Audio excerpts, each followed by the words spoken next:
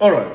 So yesterday we went to Kirikiri Maximum Prison because of the guy that been sentenced to death for what he knows absolutely nothing about. And to be honest, it was a very, very sad story, which I'm going to tell.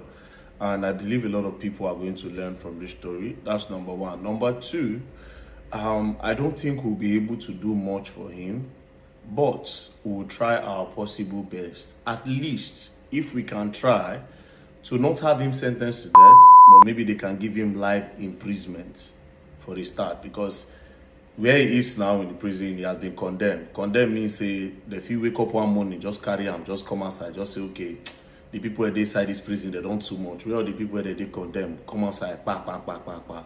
And a lot of them, they were just in the wrong place at the wrong time, maybe the wrong place at the right time. So what happened yesterday, when we got to Kirikiri Maximum, if you remember the guy, Samson away from the Ebonyi State, according to him, he said he was working in Anambra State, and then one of his friends called him that he should come to Lagos and he will secure him a job. And when he got to Lagos, that was when everything happened. Now, when we got there, then I asked him what happened. He should tell me the whole story. And then at the end of the day, I found out that illiteracy also played a very big role in why that guy is in prison. So what happened? When the guy told him to come from Anambra State to Lagos, the guy got him a job with a security company. The security company in Lagos here, I think it's called Koga Security Company. So they got him a job and they gave him a job in Lekki. Now, the person that called him to come, his name is Viviano Okonkwo. Viviano Nonso Okonkwo. He called them to come to Lagos and then took him to that security company. And the guy said, okay, do I need to do an interview? He said, no, don't worry. I know the head of the security. I will talk to him and they will guarantee you a job. The only thing you need to say is that, please, I don't want to work anywhere else. I want to work in Lekki. It's Lekki that I want. So they went there, they spoke to the head of the security and they gave him 5,000 naira so that it can make things easy for them. So they gave him this job in one place in Lekki, right? Lekki phase 1. So he started working there. And one day his madam came and his madam saw that his friend that told him to come from Anambra State to Lagos. And the woman said, see, I don't like this guy here. You are security here, stop bringing people to this house. The woman warned him and then the woman left. Subsequently, the guy continued visiting against the woman's knowledge, to the point where this guy slept in the woman's house 2 times against the woman's knowledge. Although he didn't sleep inside the house, he slept in the security part of the house. So one day, this guy came with 4 guys. That is the Viviano Okonkwo. He came to meet Samson Igwe with 4 guys in the morning and told him that, let's go inside. So when they went inside, he asked him, how many people are in this compound? So from there, they went to his own security place and they carried knife and a baton.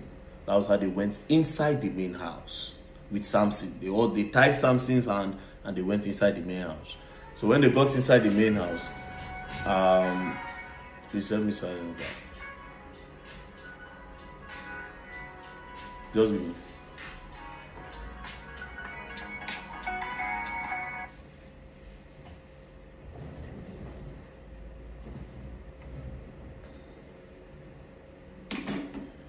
So when they got inside the main house, they brought they went straight to the Oga's room. They brought the Oga outside. They brought the madam outside and the relative. They brought everybody outside. They collected money from everybody and they carried some jewelry and they packed everything. And they now carried one car from the house.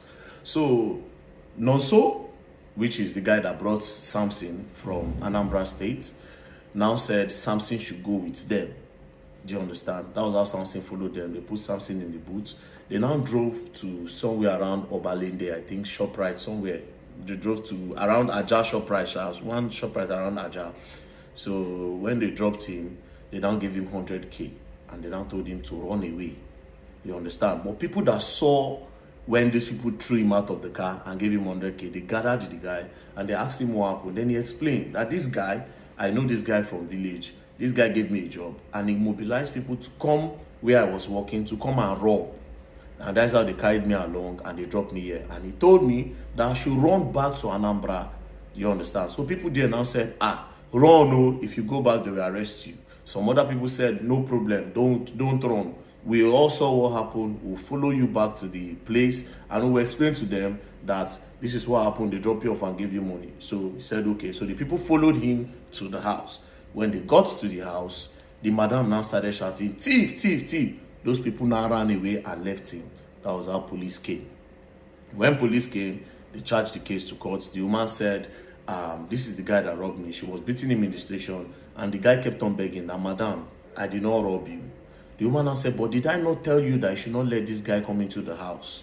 Do you understand? That was when he knew that him himself had messed up, right? Not knowing that his friend was using this idea to survey the house. All those time he was coming to sleep there, they were using him as a tool for surveillance. Cut the long story short, the case was charged to court, and when they got to court, he didn't have a lawyer. So the judge said, okay, we'll get you a government lawyer to defend you. They brought government lawyer and they defended him the first day. Now, when they now took him to remand him in the police station while the case continued, then the other people's lawyer, like the woman's lawyer, now went to go and visit him, which is not supposed to happen. Like the complainant's lawyer went to go and visit him in prison and told him that, see, we want to help you. But the best way to help you is this. If the judge asks you if you know your madam, say no. Mind you, they tracked that car that they stole everything and put it inside. That is Vivian Okonkwo. They tracked the car to where they were going to sell it, and they arrested all of them. So while this thing was happening in court, they brought in all of them. Do you understand? So when they brought in all of them, that guy now representing the complainant, the lawyer representing the complainant, went to go and tell him that, see, if they ask you if you know this madam, your madam, say you don't know her. If they ask you if you know these guys, say you don't know them. That's the only thing that can save you. Then the guy said, okay. The guy now contacted his own lawyer that the government gave him, the government lawyer. Now contacted him and look at what this other person came to tell me. Do you understand? Then his lawyer now said, it's okay, just say what he told you to say. So they got to court. When it's time to talk, they asked him, do you know this woman? That is his madam that employed him. He said, no. Do you know these guys that came to rob? He said, no. Do you understand? That was how they now passed judgment that it is only him that went to go and do the robbery. So the people where go rob, they don't deceive him. They let those ones go. Madam go. Now they sentence him to buy. Now, me, I was thinking, okay, it's a case where they could not find the other people before. I don't know, say, they already find them. They don't carry them come court. And this boy don't deny people where we say supposed to indict. People where we say supposed to say, yes, now these people come rob. These are the people that held my hand. They tied my hand. They forced me. They have been coming to the house. I did not know that they were trying to survey the house. I did not know that this. I did not know that. He denied them. He denied that he does not know them. Meanwhile, the madam, they talk say, these people, I don't know them. Now him, I know. Now him be my security guard. So you see how everything done. Illiteracy. And boom, that was how only him is taking a fall for this. Now, what do we do? I don't know how the case won't take be, but we'll try to look for a way to appeal. Look for a way to appeal so that they cannot just carry him and go and buy him one day. Let's try to get life imprisonment first. It's a step from condemn to life imprisonment. And I hope luck is on our side. Now, to all the people who say they'll just call you from somewhere, hey, come with the chop life for here, start with the wrong come. You're on your own. You better be careful of the people that you let to influence you. And education is important. School no be scam. School no be scam. Thank you very much. And I hope we try our best. And may God help us. Peace and love. Don't play.